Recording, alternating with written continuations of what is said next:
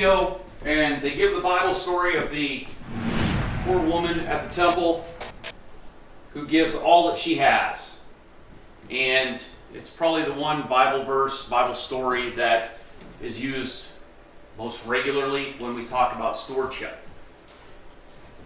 And remember, this overall theme of everything we're talking about in this Bible study is what we believe. So we believe in stewardship, right? We believe in giving to God.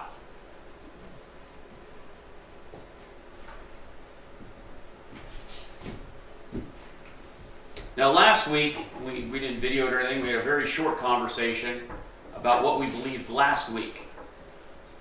And so as we talk about stewardship, I would like to tie this belief into our stewardship so that we can have a completely different understanding, a different concept, a different perspective of believing in stewardship. Wait, I'm not going to put it up right. Because I want to clarify some things.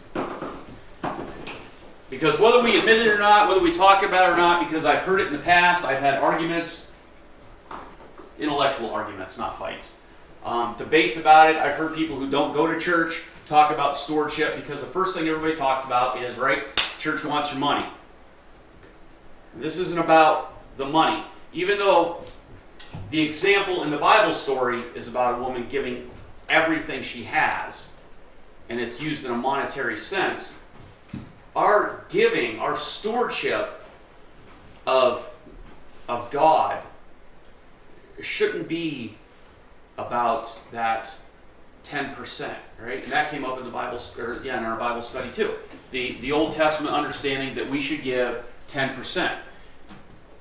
And it's hard, in my estimation, in my understanding, for the modern Christian to understand how you're actually giving 10%.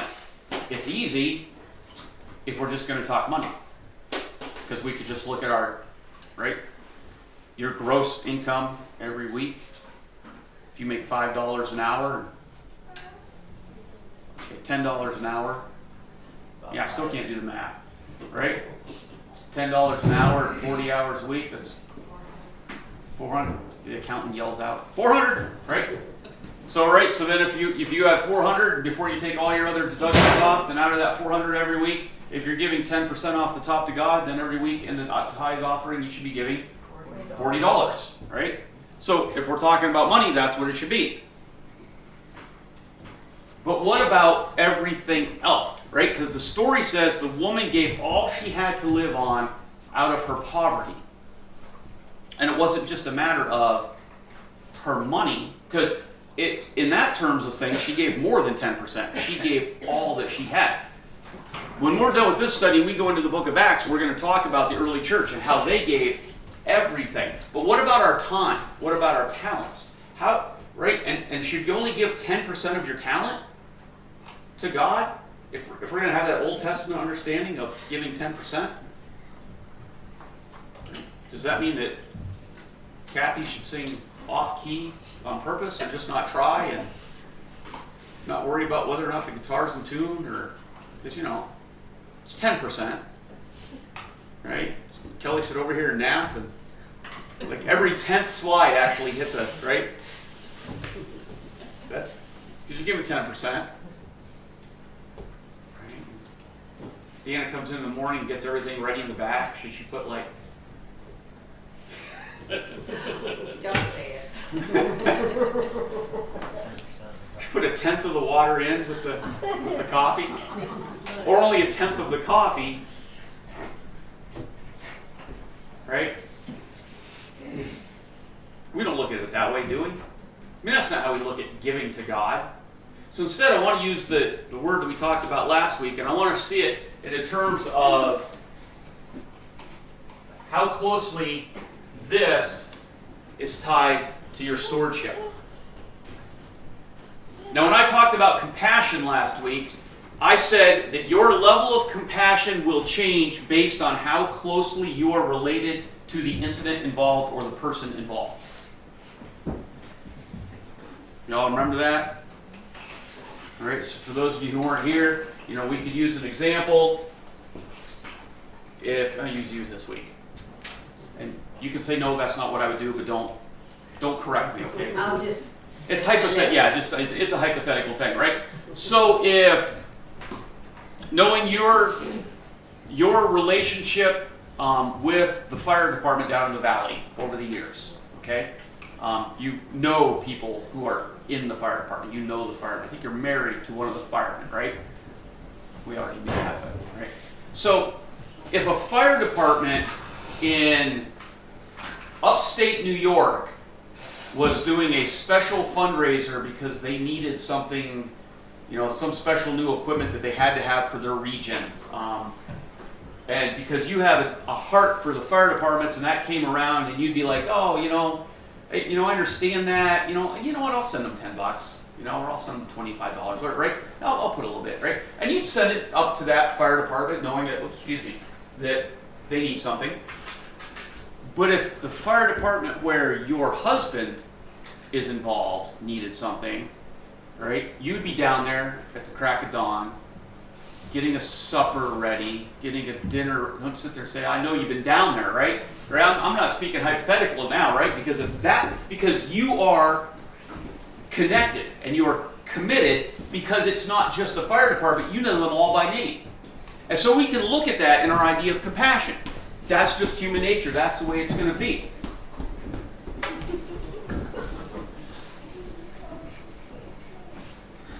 Now, what if we look at our compassion to God in that same way? You see, when we talk about stewardship, the first thing that we seem to do as a culture, not just as a church, but as a culture, the first thing we seem to do is take our stewardship and we take the humanity, we take the individualization out of it. We make it become this bureaucratic tax, an obligation. We have to give to the church. We're supposed to give to the church. It makes us a better Christian somehow if we give to the church. Right? It becomes that part of our paycheck that has all those little lines on the side where people took deductions out, right? That we're not connected to any of them, right? All these years, I'm this old, I still don't know who FICA is, right? I pay union dues. I don't even know what union I belong to. Seriously. Right? They're just, and so we could look at church the same way, going, well, that's just one of those line items. I'm just supposed to give part of it. However, the different part of the church is all those other line items, they decide how much they're taking. They let you know. Church is what your connection is to. And the reality is, all those other line items, if they said, you just go ahead and decide. Just give what you think you should give, right? How many of y'all going to pay your taxes just out of, well, I suppose I should pay something, right? I bet all those line items will get really, really small. I know a couple on mine that would go to zero really quick if I had the choice. But we have an obligation. And we see church that same way. I have an obligation to give something. I'm just supposed to. Somehow it's part of our growth. And that's where our growth stalls. And this is why pastors don't like to talk about it. Because there is no easy way to talk about stewardship in the big picture without somebody feeling like they're getting punched in the chest by what I'm saying. Right? In fact, I was so upset about it. I'm looking at everybody that was there at my house when we were talking about this, right? Because they had to build me up a little bit to even do this sermon. Because I was like, I don't want to do this message. Right? Because here's the reality. If your stewardship, not to the church, not to some pastor, not to some televangelist, not to some missionary, not to some, little envelopes that I get in the mail that says give so much, right? Samaritan's Purse, right? If your stewardship in your heart wasn't tied to a sense of obligation, or if I don't do it, nobody else is going to do it, if your stewardship was directly tied to the compassion you have for Jesus Christ, then your stewardship would be completely different.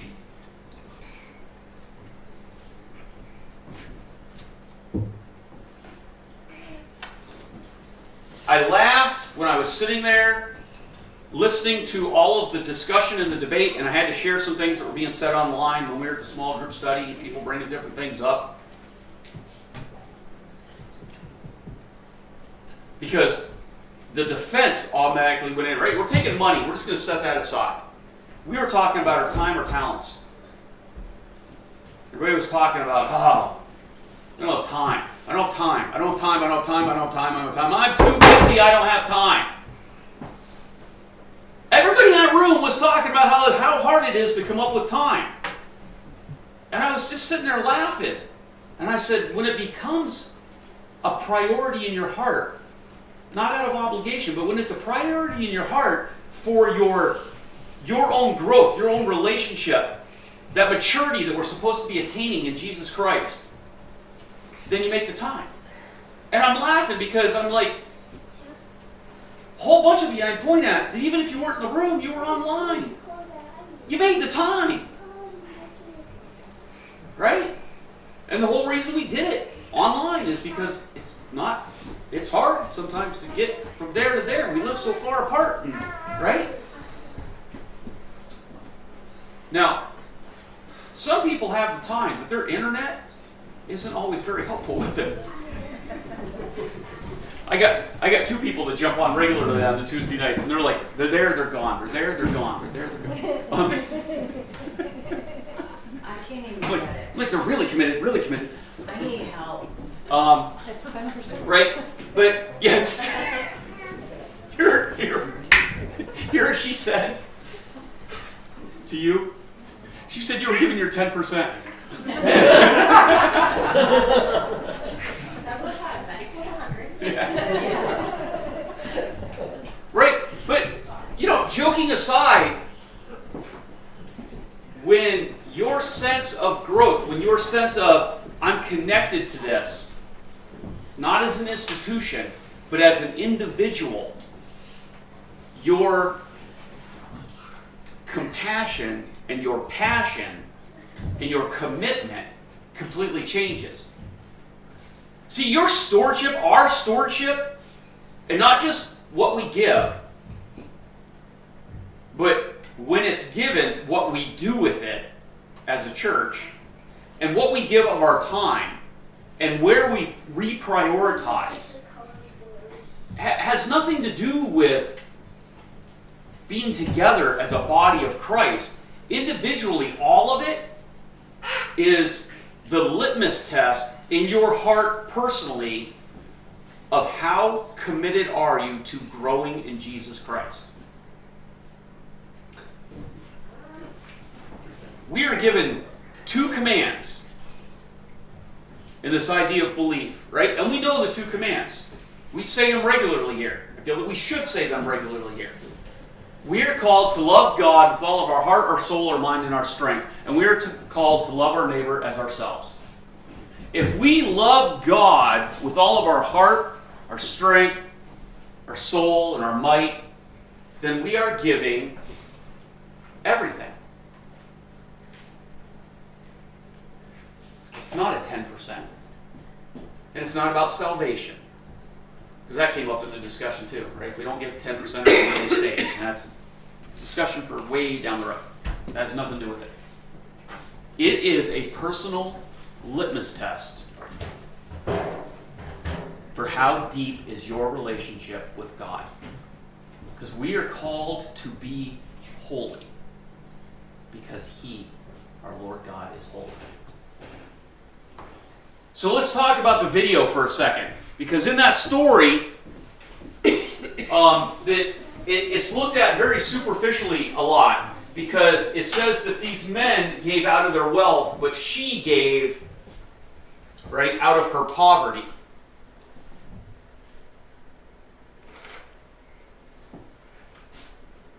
They gave out of their wealth and held the best for themselves.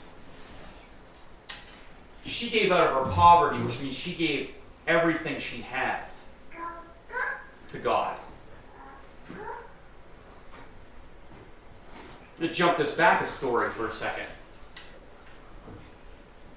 Because Jesus' very first, ready, Bible quiz? You ready? Very first miracle Jesus does. What? Turns the water into wine. Right? You starting to sing the song now? No, but I actually knew that. So what does the master of the house say when those vats of wine come out? Anybody remember? Or no, it wasn't the master of the house. It was the bride's family, bride's dad.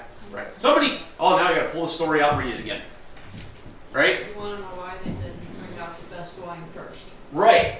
Because usually they bring the best wine out first, let everybody have a taste of it, then they hold the rest of the really good wine, and they bring out the cheap stuff because by then everybody's drunk and they don't really care what they're drinking. And so at the party, they were amazed that at the end of the party, the best was still brought out. And it's what Jesus gave. Here's the very best. She gave her very best. This is what she had.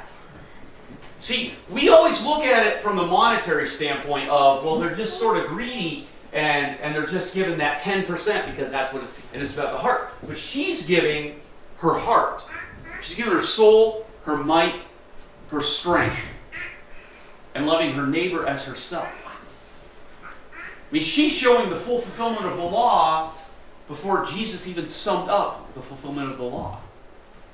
So when we're looking at our stewardship, and if you truly believe in stewardship, because if we're going to hang it up there, that's what we're talking about, right? We believe in stewardship, then I'm not going to stand here and say that we should all automatically start giving 10%. Anybody know what the average church giving is? As a side note. Nationally? $10. Percentage-wise. 2-1. 2% is the average giving.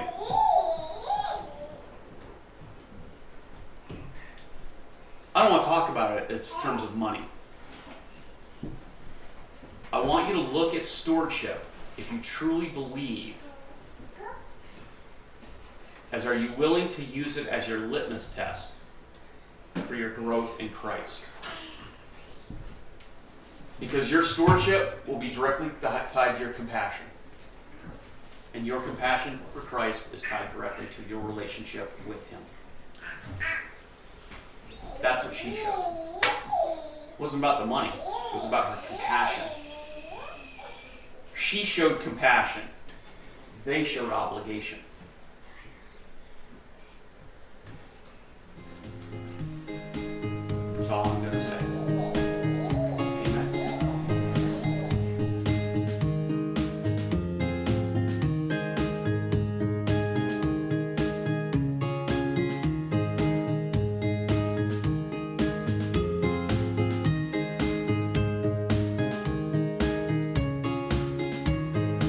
Amen.